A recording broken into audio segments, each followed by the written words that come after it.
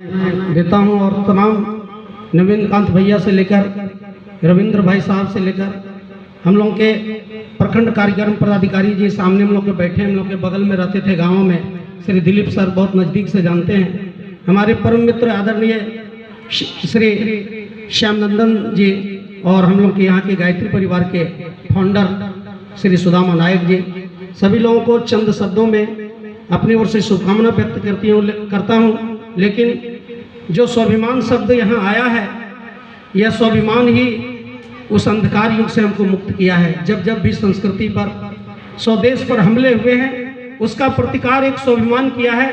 वह स्वाभिमान चाहे 14 वर्ष के खुद्दीराम बोस के अंदर जागा हो, चाहे 6 वर्ष के ध्रुव, प्रहलाद, उपन्यु, श्वेत केतु, अष्टावक, उद्दालक, चाहे 108 वर्ष के तलंग स्वामी रहे हों, चाहे नागार्जुन रहे हों, या कई 89 वर्ष में उसी स्वाभिमान ने तुलसीदास जी को रामचरितमानस रचने के लिए प्रेरित किया हो, चाहे 38 वर्ष के नेताजी हो, चाहे 38 वर्ष 4 महीना 19 दिन के स्वामी विवेकानंद हो, चाहे मार्गरेट नेबुल हो जो आयरलैंड में जन्म ली और जब उनका ऑकलैंड में भाषण चल रहा था स्वामी जी का, बोले इस पूरे संसार को बदलने के लिए सिर्फ हमको 20 आदमियों की आवश्यकता है। उस भीड़ में तालियों की गड़गड़ाहट हुई, लेकिन कोई भी समर्पण करने के लिए आगे नहीं आया। लेकिन आयरलैंड की एक बच्ची आती है, पादरी की बेटी, और सुबह का दरवाजा खटखटाती है स्वामी विवेकानंद का 1998 में कि 19 को तो मैंने नहीं खोज पाया, लेकिन मैं एक हूँ, 19 आप खोज लीजिए। मैं भारतीय सभ्यता संस्कृति के लिए अपने आप को समर्पित करती हूँ। और वह बाद में कहते हैं 1998 में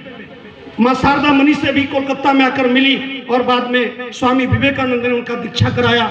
और जब कहते हैं विवेकानंद का अंत समय आया तो वह रो रही थी। लगातार 7 बजे सुबह से 1 बजे दिन तक पंखा एक हाथ से झेल रही थी और उनकी इच्छा थी कि स्वामी जी के शरीर पर जो बासंती रंग है, जो कफन है, उसका एक टुकड़ा हम स्मृति चिन्ह के रूप में रख लें। लेकिन उनका साहस नहीं हो रहा था, झरझर रोते जा रही थी। लेकिन कहते हैं एक गुरु भक्त की भावना को सदगुरु पहचानते हैं। जब उनको मुखाग्नि देने का समय आया तो इतिहास साक्षी है कि स्वामी विवेकानंद का वो बासंती बाना उड़कर मार्गरेट नेबुल सिस्टर निवेदिता के पूरे शरीर को ढक दिया।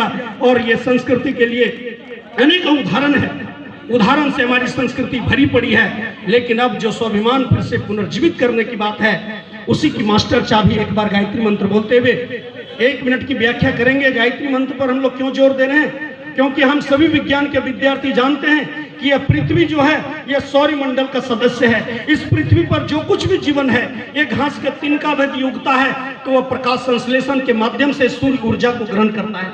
जो विज्ञान कहता था कि दुनिया में भगवान नहीं है, गॉड इज डेथ, ईश्वर मर चुका है, वह विज्ञान के भी जब प्राकृतिक स्रोत हैं, डीजल, पेट्रोल, ईंधन, वो जब 21वीं सदी में सूखने जा रहा है तो प्राकृतिक स्रोत के रूप में सोलर प्लेट के माध्यम से सूर्य ऊर्जा को, विज्ञान की मशीन, छोटी छोटी मशीनों को चलाने का कार्य भगवान सूर्य कर रहे हैं। भाई बहनों, जो काम सोलर प्लेट एक बैटरी को चार्ज करने में करता है, जो प्रकाश संश्लेषण के माध्यम से ये वृक्ष वनस्पति अपनी ऊर्जा ग्रहण करते हैं, वही काम मनुष्य जीवन के लिए गायत्री मंत्र करता है। क्योंकि यह पृथ्वी का आधार सूर्य है और सूर्य एक ऐसे देवता है जो 24 घंटा निरंतर अपना कार्य करते हैं। चाहे उत्तरी ध्रुव हो या दक्षिणी ध्रुव हो, 24 घंटा निरंतर कार्य करने वाला देवता भगवान सूर्य है। और उसी सूर्य का सिम कार्ड, जिस तरह जियो कंपनी एयरटेल का सिम कार्ड हमारे मोबाइल में सेट है, उसी तरीके से भगवान सूर्य का सिम कार्ड हम लोग के शरीर में सेट है, जिसको प्राण कहते हैं। सूर्य में भी 2.5 अक्षर और प्राण में भी 2.5 अक्षर, दोनों के बीच जो कनेक्शन जोड़ता है, जो आध्यात्मिक सोलर की भूमिका निभाता है, उसी का नाम है गायत्री महामंत्र।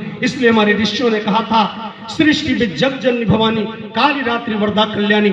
हम बड़े विश्वास पूर्वक इस 25 वर्षों के जीवन काल में कह सकते हैं कि हर हिंदुस्तान की यदि आत्मा को जगाना है, ये गुलामी की जंजीरों से मुक्त करना है, तो हर हिंदुस्तानी आत्मा को जगाने के लिए, जीवंत और जागृत करने के लिए, जिस जापान का हम लोग उल्लेख बार बार करते हैं, जापान के तरक्की का मूल जो आध्यात्मिक रहस्य है, इसको बहुत कम लोग जानते हैं। जापान शब्द चीनी शब्द जिम्पोज से बना है, जिसका अर्थ होता है उगता हुआ सूर्य का देश। जापान के हर नागरिक, चाहे कर्मचारी हो या जापान के प्रधानमंत्री हो, सुबह की शुरुआत सूर्य नमस्कार से करते हैं। जापानी लोग सुबह उठते हैं, सूर्य के सामने खड़े होते हैं और 3 बार ताली बजाते हैं कि हम सूर्य पुत्र हैं, हम भाग्यशाली हैं। लेकिन आज उसी हिंदुस्तान के धरती पर हम अब बच्चों को स्वदेशी सब चीजों के जागरण करें, लेकिन स्वाभिमान अगर हिंदुस्तान की जगाना है, स्वामी विवेकानंद के शब्दों में, स्वामी रामदेव जी के शब्दों में, राजीव दीक्षित जी के शब्दों में, तो हम सूर्य नमस्कार अपने बच्चों को अवश्य सिखाएं, सूर्य का दर्शन अवश्य सिखाएं।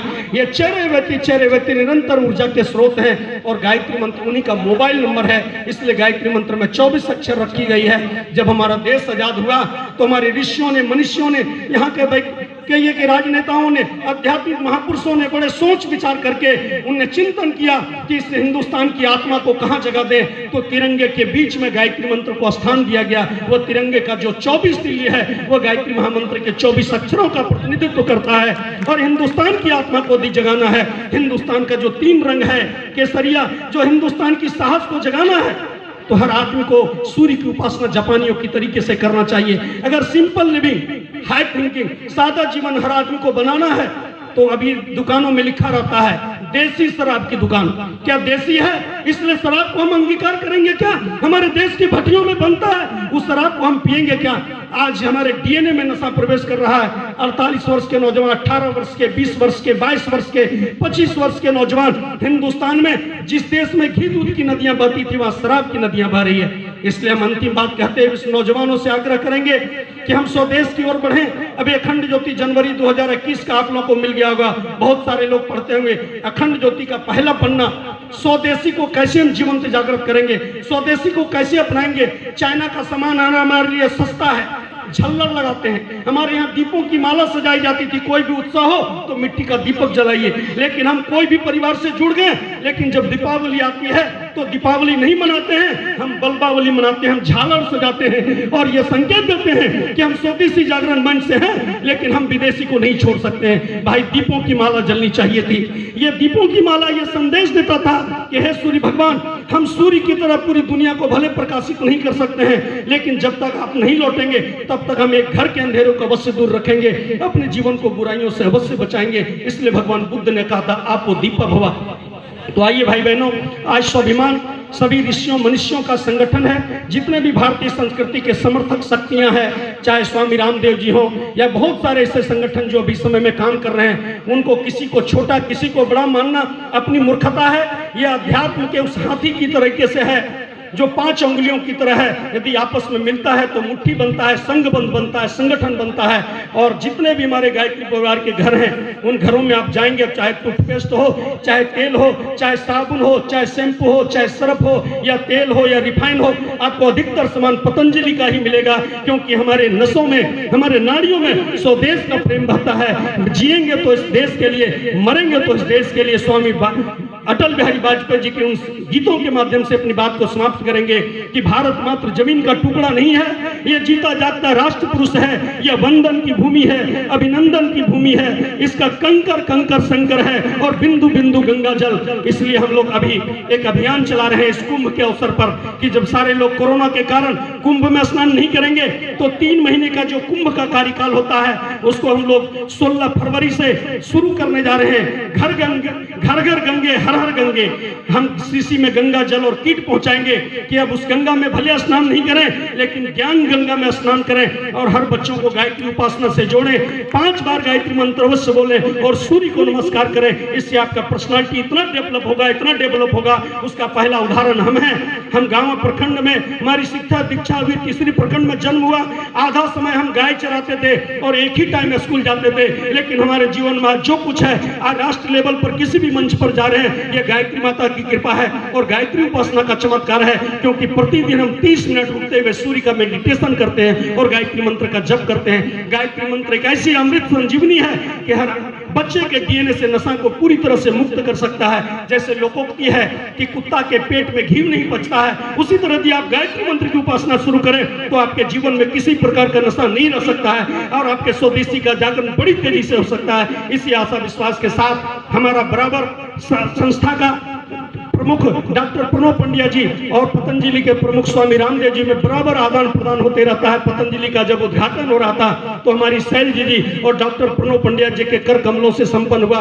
दोनों में ऐसा ही संबंध है जैसे विश्वामित्र और वशिष्ठ में था, ऐसा ही संबंध है जैसे राम और लक्ष्मण में था, ऐसा ही संबंध है जैसे राम और बलराम, कृष्ण और बलराम में था। ये हम लोग दोनों सगे भाई हैं और मिलकर हर चुनौतियों का सामना करेंगे। निश्चित रूप से हिंदुस्तान की आत्मा का स्वाभिमान जीवंत हो, जागृत हो, प्रखर हो। इसी शुभकामना के साथ एक बार गायत्री महामंत्र का उच्चारण करें और अपनी बात को समाप्त करते हैं। ओम भूर्भुवः स्वः तत्सवितुर्वरेण्यं भर्गो देवस्य धीमहि धियो यो नः प्रचोदयात्। और अंत में अपने यहाँ के अभिभावक गुरुचरण जी को हम नमस्कार करते हैं। धन्यवाद।